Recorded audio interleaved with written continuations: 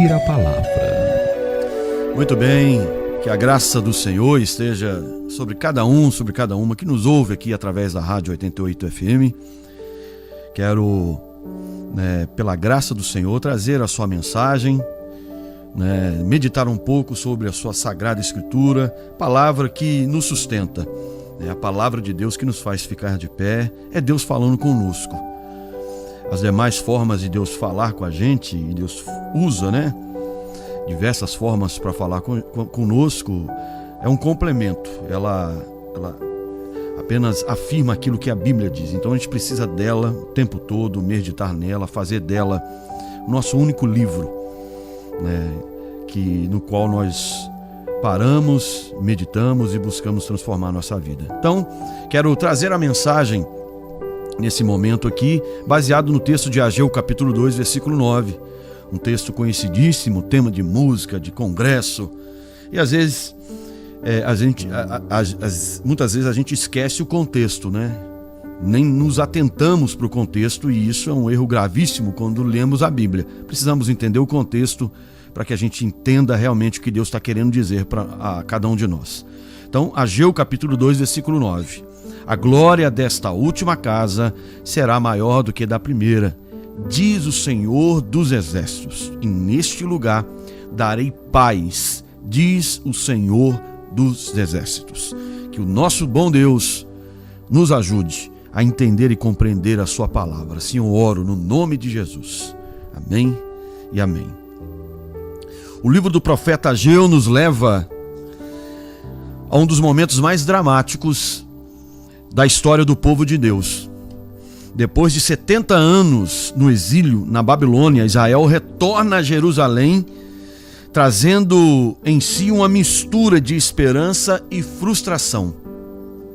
Eles haviam sonhado com a restauração, sonhado com um templo reerguido, sonhado em reviver a antiga glória que um dia brilhou nos dias de Salomão.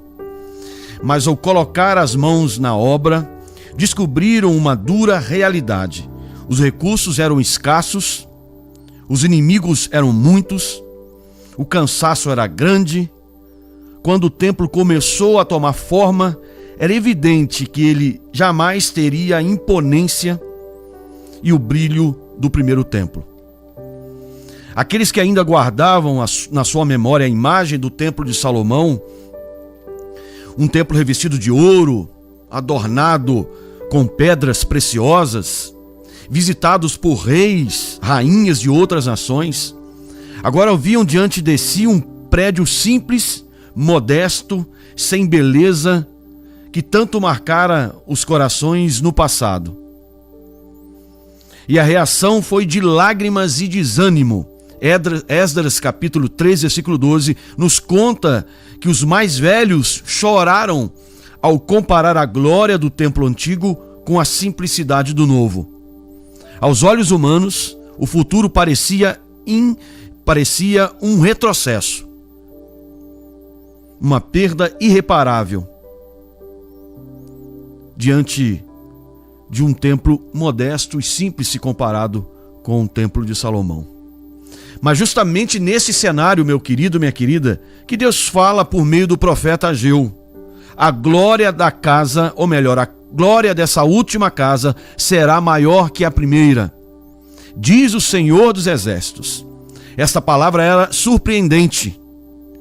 Como poderia um templo tão inferior, sem a riqueza dos templos de Salomão, sem os símbolos do passado, agora este templo humilde poderia ser maior? A glória desse novo templo humilde, feito de pau e pedra, poderia ser maior? É que Deus agora estava corrigindo a visão do seu povo. A verdadeira glória não está no ouro e nem nas pedras preciosas. A glória não é material, mas a glória é relacional. Quero destacar que a glória não é material, mas espiritual. E a glória espiritual, em relação a esse Deus no qual nós acreditamos, é uma glória relacional, uma glória pessoal. Ou seja, no antigo templo, a glória foi material, Deus até visita aquele templo bonito, imponente, mas agora a glória seria de uma forma mais intensa, mas de uma forma espiritual, de uma forma no sentido de que as coisas não aconteceriam do lado de fora, mas pelo lado de dentro. Isso se chama espiritualidade verdadeira, uma manifestação da glória de Deus no âmbito relacional, pessoal. Essa mensagem atravessa os séculos e chega até nós hoje, porque ainda hoje somos tentados a medir a obra de Deus por aquilo que é visível, palpável e externo, aquilo que a gente enxerga com os olhos carnais, aquilo que é do lado de fora. Julgamos ministérios pela estrutura, crentes pela aparência, igrejas pelo tamanho, mas Ageu nos lembra que a verdadeira glória está em algo infinitamente maior, a presença de Deus no meio do seu povo. E é essa promessa, meus irmãos e minhas irmãs, que se cumpre em Jesus, plenamente em Jesus, o Deus Emanuel, o Deus conosco, que agora nós devemos vivê-la de forma intensa. Cristo, ele é a encarnação da presença de Deus entre os homens, a glória revelada em carne e osso. Essa é a presença contínua de Deus em nós, habitação. Somos a habitação do Espírito de Deus. Esta é a glória da segunda casa. Meditar sobre isso, eu quero chamar vocês para 3 pontos rapidinhos aqui nesse programa, nesse horário, nesse início de tarde. Quero destacar 3 coisas. A glória de Deus não é material. A glória de Deus é relacional. Cristo é o cumprimento dessa promessa. E essa promessa, totalmente concretizada em Cristo, precisa quebrar toda a ideia equivocada sobre a presença de Deus. Lá na igreja eu destaquei um pouco sobre o contexto de Ageu. Estamos falando sobre reconstrução dentro do contexto nosso de mudança, de sair de um lugar, que estávamos ali nesse lugar maior há 15 anos. E aí a gente muda estratégia de ação. Enquanto igreja local, nós mantemos um espaço menor ali no Jardim Amália, onde era a nossa igreja Kids, nosso espaço para criança, nosso lugar para criança. E tem uma estrutura lá, deixamos a estrutura boa, mas um pouco mais enxuta. E aí a gente decidiu ir para um local mais amplo, com uma estrutura melhor, no conforto. E isso dá trabalho. Tivemos o início de agosto, as 2 primeiras semanas de agosto, de um trabalho intenso de mudança, de reestruturar, de mexer no local. E graças a Deus conseguimos fazer essa mudança. E aí, a palavra que estamos ministrando é o contexto de Israel saindo da Babilônia. Nesse contexto, saindo da Babilônia, vários nomes se destacam ali.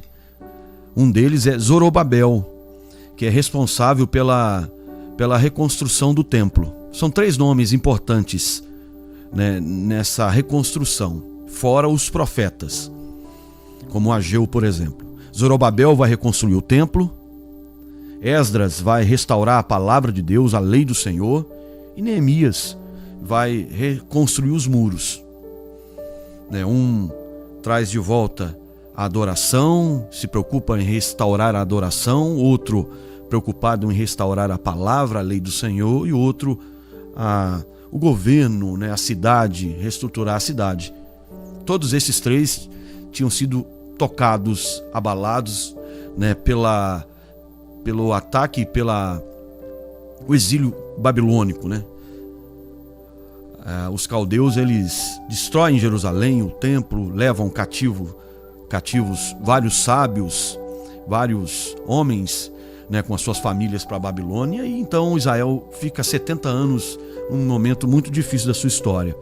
Uma nação que tinha conquistado grandes coisas, mas por não obedecer a Deus, por não ser fiel à palavra do Senhor, por diversas vezes fazendo aliança com povos inimigos, se misturando com eles, se rendendo aos deuses deles, Israel caiu.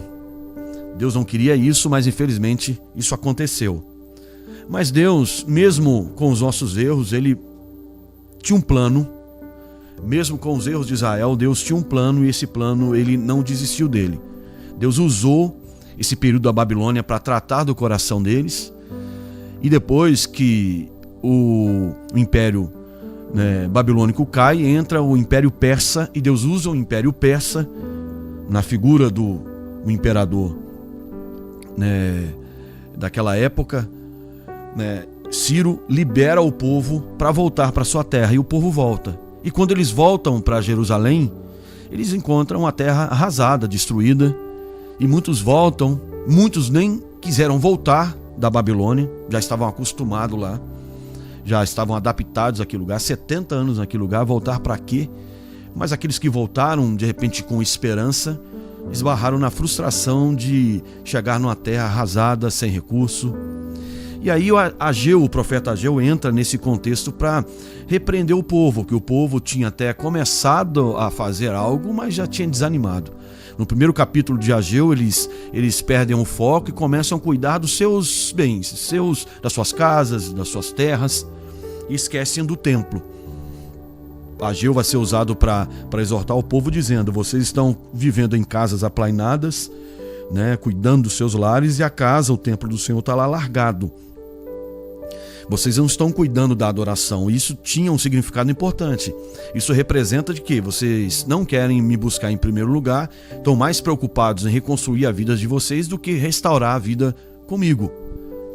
Mais ou menos isso que Deus estava dizendo através do profeta Ageu. Nesse desenrolar sobre o templo, Ageu vai ser profeta para dizer assim para eles: olha, essa reconstrução agora, ela vai ser infinitamente menor, não tem como comparar com o templo de Salomão.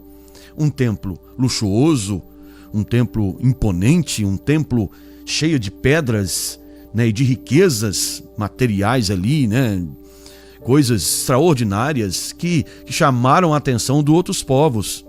E naquela época, Deus fez isso para mostrar que de fato Ele era um Deus poderoso, o Deus Senhor da terra. Ele chamou a atenção, a construção do templo, dirigido lá na época, pelo reinado, sobre a supervisão do reinado de Salomão, chamou a atenção de reis que iriam lá visitar e conhecer para quem esse templo tão lindo, tão majestoso é para o Deus de Israel, o verdadeiro Deus. Mas Deus está mais preocupado, irmãos, em chamar a atenção da gente de uma forma mais profunda e diferente.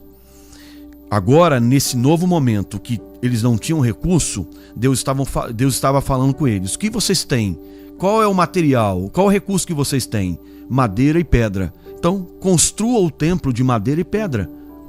Faça com o que vocês têm. Levante esse templo na capacidade que vocês têm, porque eu não estou focado na beleza externa, eu estou focado na entrega interior. E aí eles reconstroem o templo. E naquela reconstrução, o templo era modesto, simples. E aí os mais antigos, que tiveram a oportunidade de conhecer o templo de Salomão, em Esdras capítulo 3, vai dizer que eles choram de tristeza vendo aquele templo tão humilde, tão simples. Eles choram. Mas aí o profeta Ageu vai dizer: a glória desta segunda casa será maior do que a primeira. A glória desse templo sem nenhuma força visível, de nenhuma não chamaria atenção de forma visível o propósito dele, o que Deus iria fazer através do símbolo desse templo mais modesto. A glória dele, a glória de Deus manifestada ali seria muito maior do que o templo de Salomão. O que Deus iria manifestar agora, a partir dessa entrega, nesse novo tempo, seria algo muito maior. Às vezes a gente perde algumas coisas, a gente acha que nunca mais vai ter de volta. E muitas vezes, quando a gente quer reconstruir a nossa vida, a gente não tem muita força, porque a gente olha para o passado, a gente vê que estava bem, mas por algum motivo, a gente acaba perdendo aquilo e a gente não tem força para reconstruir porque a gente, né, sente saudade daquilo que era oponente, aquilo que era forte, que era, né, tão especial na nossa vida no passado, e a gente não consegue olhar para frente. O povo estava assim: como é que a gente vai para frente agora? Porque olha o que a gente tem. Mas Deus estava dizendo: com esse pouco, nessa condição, eu vou fazer mais do que eu fiz lá no passado. Se vocês me colocarem em primeiro lugar na vida de vocês, a glória vai ser maior.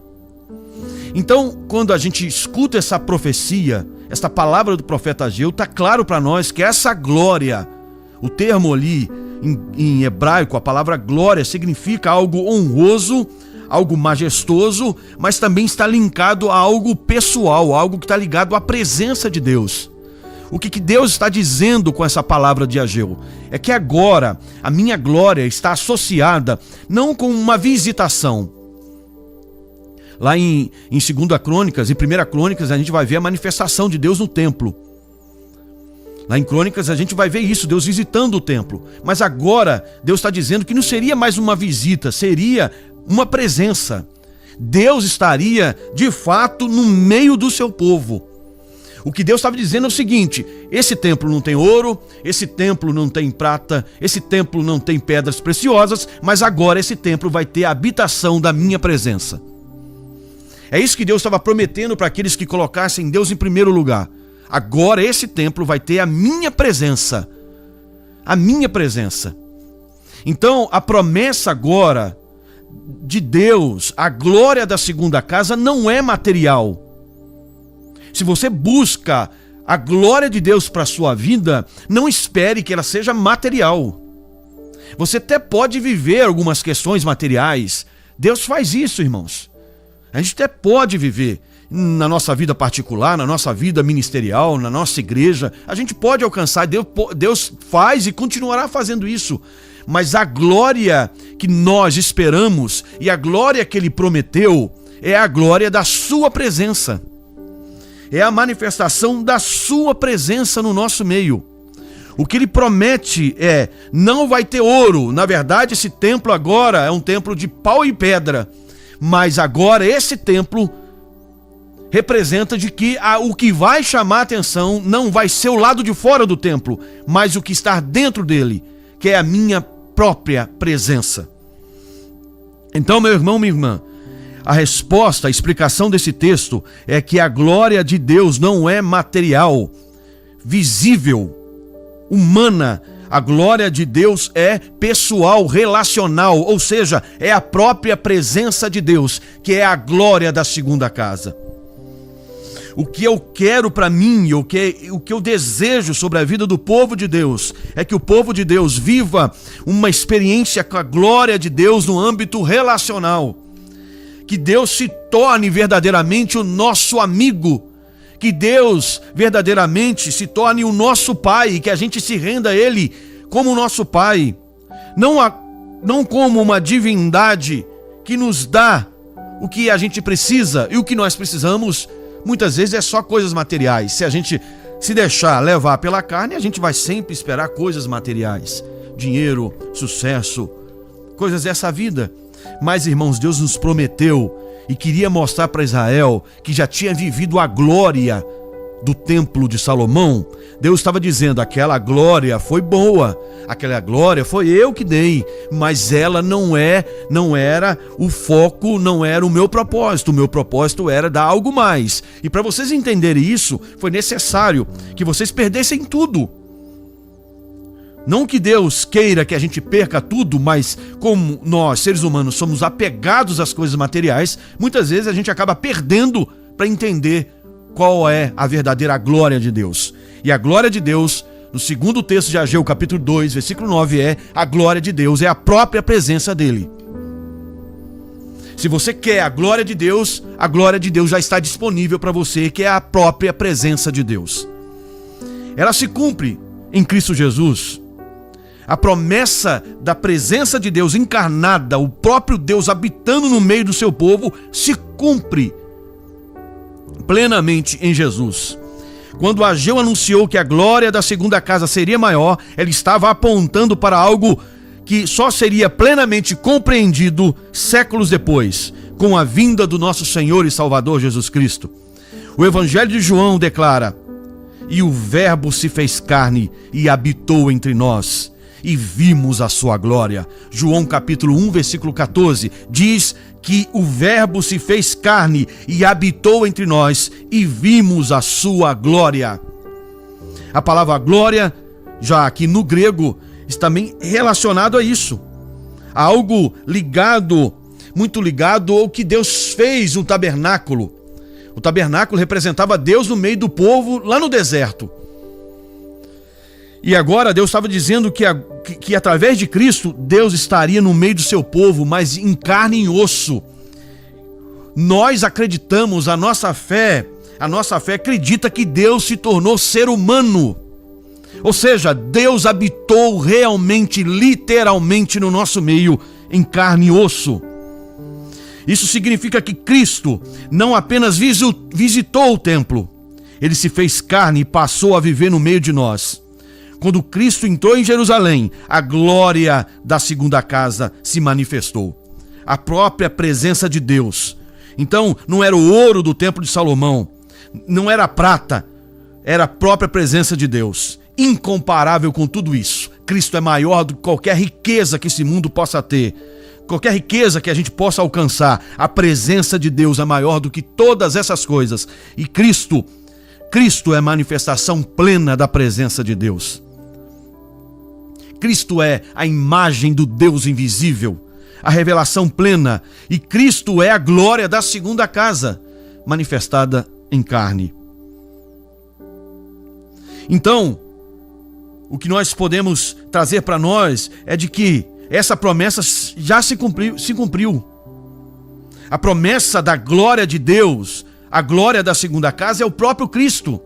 A promessa de Deus, a glória da segunda casa, não é material, é relacional. E o Deus que a gente se relaciona é o Deus que se tornou gente, que entende as nossas dores, que sabe da nossa história, que entende os nossos problemas. Nós temos um Deus que anda conosco. Nós adoramos um Deus que habita em nós. Porque depois que Cristo morre e ressuscita, ele é assunto ao céu, e 10 dias depois ele envia o seu Espírito, e hoje a Bíblia diz que o Espírito de Deus habita sobre todo aquele que crê que Cristo é o Senhor. A glória da segunda casa habita em você, meu irmão, minha irmã. A glória da segunda casa mora em você. Não só visita, ele mora, ele habita em nós, ele habita dentro de nós. Então, meu querido, a glória de Deus, a glória da segunda casa não é material, é relacional. A glória de Deus, que é relacional, se manifesta plenamente em Cristo Jesus. E esta presença precisa quebrar, esse entendimento precisa quebrar toda ideia equivocada sobre a presença de Deus. É um ponto confrontador. O ser humano, na sua religiosidade, sempre tenta impressionar, relacionar ou aprisionar a presença de Deus em coisas externas e materiais. Muitas vezes a gente acha que Deus está no lugar pelo número de pessoas, pelo sucesso material, mas a presença de Deus é relacional. A presença de Deus muda corações. A presença de Deus muda caráter. A presença de Deus muda a mente. Como seres humanos, carregamos em nós um DNA de religiosidade. Em nós somos capazes de criar deuses. E quando a gente cria os nossos deuses, a gente cria os deuses conforme as nossas vontades e os cultos dentro daquilo que a gente quer. A ideia humana de culto é: eu agrado esse Deus me dá o que eu preciso. Mas a adoração pautada em Cristo Jesus é radicalmente diferente. É um relacionamento entre pai e filho, pautado na amizade, na entrega, no relacionamento e no amor. Cristo vai dizer que para viver todas as leis do Antigo Testamento é necessário amar a Deus acima de todas as coisas. Quem ama de forma natural cumpre cada uma das leis. A promessa da segunda casa precisa quebrar toda a ideia equivocada de presença de Deus. A presença de Deus é uma presença gentil. Uma presença que não nos obriga a fazer nada, diferentemente dos deuses pagãos, deuses furiosos, deuses revoltados, que cobram. Deus poderia cobrar da gente, mas ao invés de cobrar, Ele morre na cruz por nós. Ao invés de nos obrigar a servir a Ele, Ele mostra para nós e revela que somos pecadores, que necessitamos dEle. E aí Ele demonstra a cada um de nós que o seu amor está disponível para todo aquele que crê, para todo aquele que se arrepender dessa visão equivocada, dessa visão carnal, dessa visão mundana, presas nas coisas materiais. Deus nos chama para um relacionamento, porque Deus escolheu habitar no coração daquele que crê. A glória da segunda casa não é material, é relacional. A glória da segunda casa, ela se estabeleceu e se cumpriu através de Cristo Jesus. E que Cristo Jesus, a presença do Espírito de Cristo, possa quebrar toda a ideia equivocada da presença de Deus. Muitas vezes a gente acha que Deus está conosco quando tudo dá certo. Irmãos, a presença de Deus é tão grande no nosso meio que até quando der errado, a gente não perde a esperança, porque o mais importante já está conosco, que é a presença dele. Quando as coisas não vão do jeito que a gente esperava que fosse, a gente precisa se apegar à presença de Deus.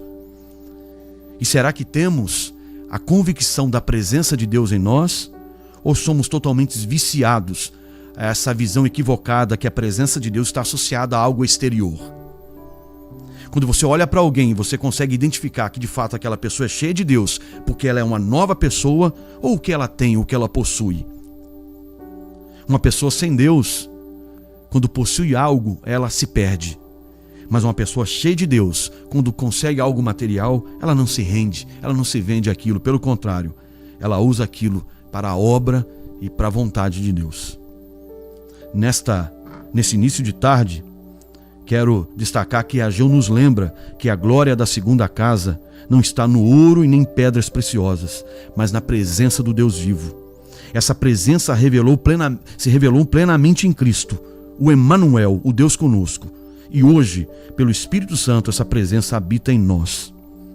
Enquanto o mundo busca deuses distantes, inacessíveis ou aprisionados em templos, nós carregamos dentro de nós a glória maior, que é Cristo que habita em nós. E essa é a esperança da glória.